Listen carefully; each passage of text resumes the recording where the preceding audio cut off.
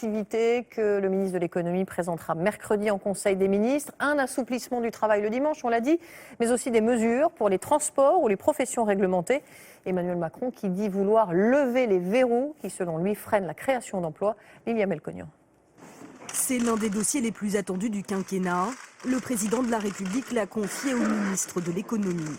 Emmanuel Macron doit encourager la création d'entreprises et d'emplois en assouplissant les règles du marché du travail. La solution à nos problèmes, elle est dans nos mains. Sa solution, faire passer de 5 à 12 le nombre de dimanches ouverts autorisés et créer des zones touristiques internationales ouvertes tout le week-end et en soirée. Hors de question, répond l'aile gauche du Parti socialiste, qui pourrait voter contre le projet de loi. C'est vraiment la remise en cause de tous les combats historiques de la gauche pour le droit du travail. Les seuils sociaux, le temps de travail, le travail de nuit, le travail du dimanche.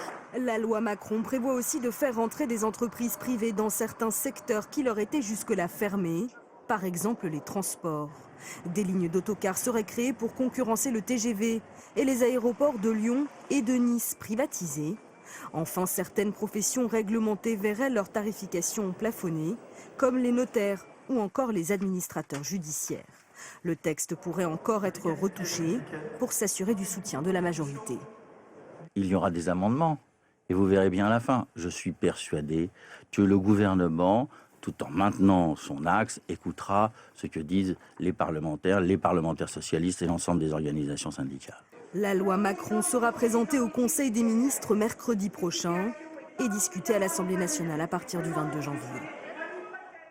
Alors, ces mesures seront-elles suffisantes pour rassurer l'Allemagne, par exemple? Bonsoir Amaury Guibert, vous êtes notre correspondant à Berlin, à 48 heures de sa réélection, dans un fauteuil à la tête du Parti conservateur. Angela Merkel rappelle sans équivoque à la France les objectifs fixés par l'Europe.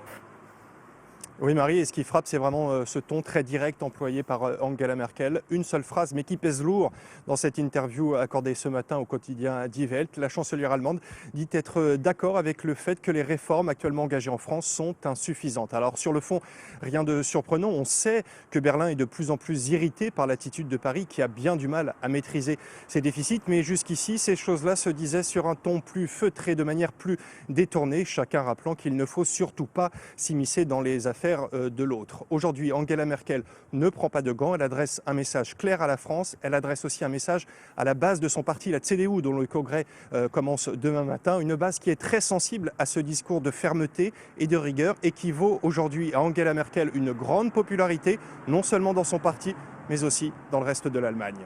Amaury Guibert en direct de Berlin, merci. Et puis, déclaration